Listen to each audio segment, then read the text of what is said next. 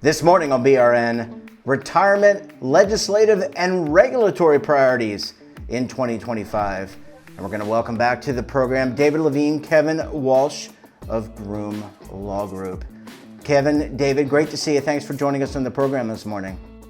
Thanks for having us on, Jeff. As we undergo a transition from one administration to the next, it's good to see some signs of consistency. And, your consistent presence in the retirement space is one of those soothing presences.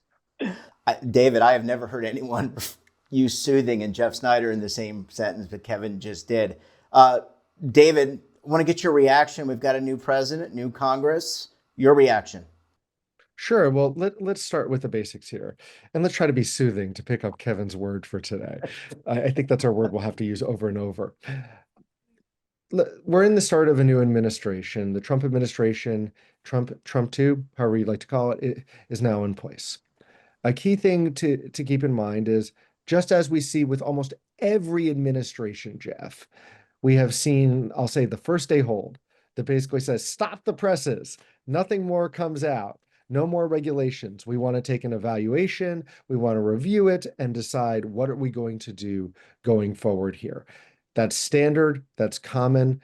It is normal. And it's almost, to use the phrase that people sometimes say, it's that breathe moment where everybody gets to reset.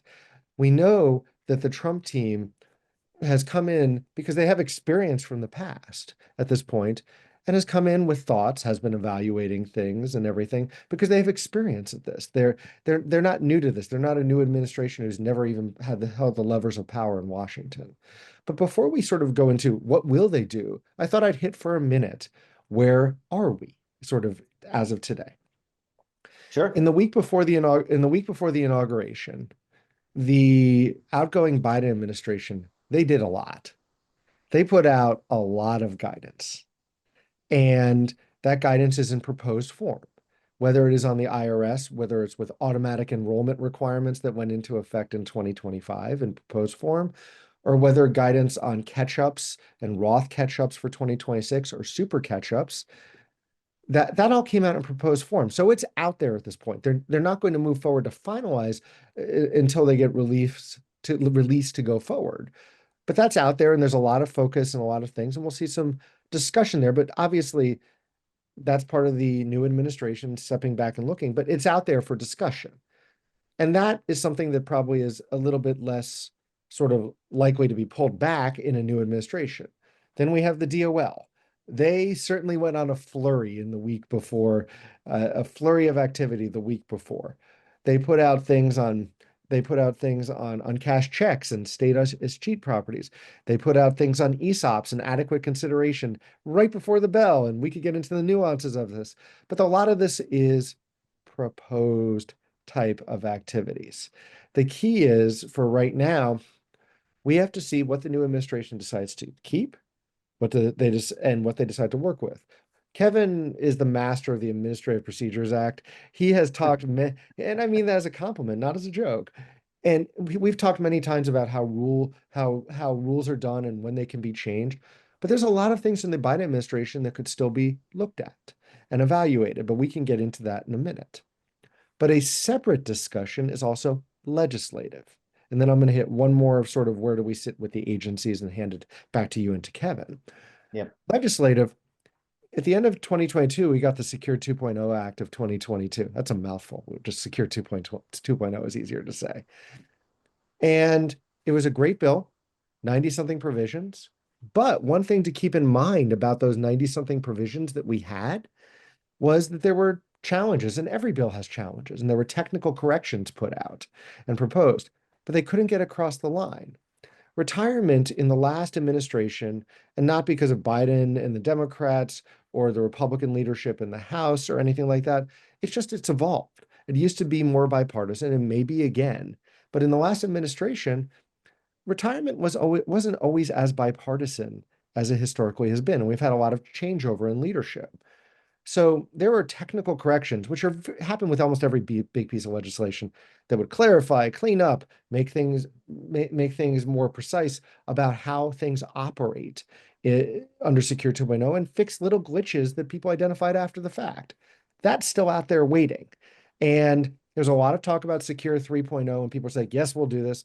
But part of it is maybe we get Secure 2.0 wrapped in there. But for right now, we still have to deal with some of the ramifications of 2.0. But there's a lot of discussion of 3 that was starting before the inauguration. Lastly, and I should add one other piece. There's also all the talk about CITs and 403B. That's been your yo-yo ride up and down endlessly. But there was a lot of talk in December. It's going to pass. It's going to pass. And I think a lot of us think it would be great to pass, but we could also see the challenges that were there, many of us who were close to this. We'll have to see where that goes. You'll hear people saying it's going to pass soon, and it might, but it's caught up in this entire sort of discussion. And there's a lot of other things going on that my friend Mr. Walsh can talk about in a minute. Last comment from me, leadership. It's important to recognize that right now, when a new president comes in, even someone who is an experienced former president like President Trump, you have to get people appointed to the thousands of positions in government. So right now we're in a transition period. You have secretaries of all the major agencies, maybe some deputies, but have you gotten all the way down in the weeds with all the people at the Department of Labor, for instance? No. You have a new IRS commissioner proposal out there. That's way away in the IRS land because the people who do the guidance are not at that political level. But on the DOL side, there's a lot to happen. So right now, there's a lot of, we have career staff who have been there for years and who are very smart, who are there in charge in the middle. So as we get people coming in, it's going to take a little time to get up to speed. Maybe, as we've seen, the president is engaging quickly, but the exact speed at which this applies to us is yet to be determined. So that's where we are today. I'll hand it back to you, and I'm sure to my good friend Kevin, about where do we see things maybe going, but I wanted to table set a little bit. Yeah, that was very helpful. Kevin, I mean, David did an excellent job of saying where we are. I guess we're going to have to see, and I want to get your perspective on where could we be going? CITs, what about the fiduciary rule, ESG, all the things you, David, and I have talked about over the last 5+ years. Yeah. So Jeff, I think since you led with the CITs, I think, I'll pivot first to legislative, and then David and I can bounce back and forth on legislative before talking regulatory, and then a little bit about litigation, and litigation not being private litigation, but litigation meaning the department's defensive rulemaking. If we look at the legislative front for the first half of the year, it's going to be dominated by tax reform. It's going to be tax reform, tax reform, tax reform. For the retirement space, that is significant. If we look at kind of the largest spends in our tax code, the retirement system is one of, if not the largest, tax spends. So, right now you've got talk with the House. Some of the House conservatives are looking to pay for a renewal of the Tax Cuts and Jobs Act. If they do that, they're really going to need to, find chickens they can pluck feathers from with the least squawking. And the fear here would be that they would turn to the retirement system. For now, they're saying, largely we're hearing from the Hill that they want to keep retirement out. But in my experience, if you're raising revenue, you don't tell people you're gonna raise revenue from them early. You give them late notice. So that's an area where we're going to need to be vigilant. David, do you want to talk about that, or do we want to pivot to CRAs? I think CRAs would be a great type of discussion at this point, unless you disagree, Kevin. Yeah, I mean, so if we look at CRAs, the Congressional Review Act is a tool that's used anytime there's a change of administration, where if you have the House and you have the Senate and you have the White House, you don't need to break a filibuster in order to, repeal rulemaking. Senate Majority Leader John Thune has signaled that the Senate is looking at what they can CRA. I think here we may find, will they look at some of the recent retirement stuff? It remains to be seen.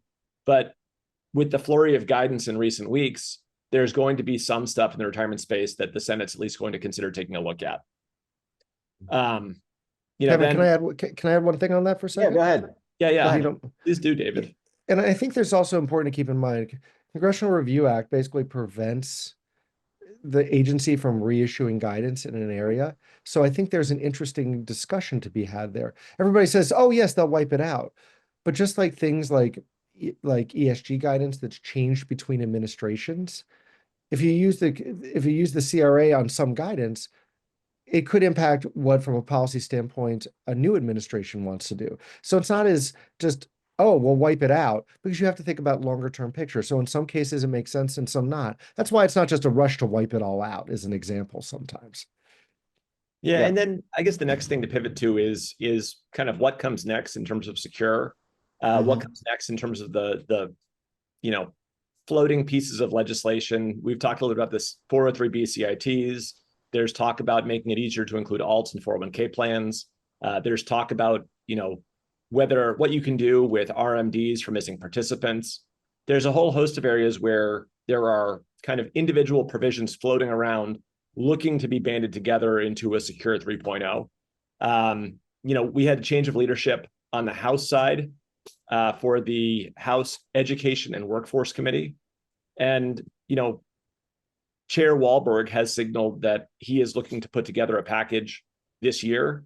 We'll see as that gets put together, because tax reform is going to kind of eat the room for the first half. But by the second half of the year, we could see a retirement package beginning to take shape. Mm-hmm. Well, that would certainly be good news. And I have to think that you, Kevin, and David are actively, I don't want to speak for you, but I mean, you interact with the staff. You're helping them understand all the things that are going on and answering questions, et cetera. We and our colleagues are part of this process. Yes, that's a nice way to put it. Yeah, absolutely. Well, gentlemen, we're going to have to leave it there. And look, we're going to have you back throughout the year, and we'll probably learn more as things unfold.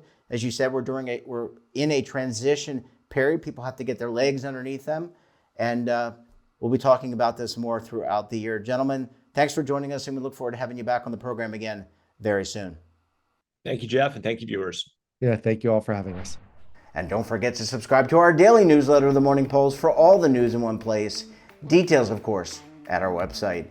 And we're back again tomorrow for another edition of BRN. Until then, I'm Jeff Snyder. Stay safe, keep on saving, and don't forget, roll with the changes.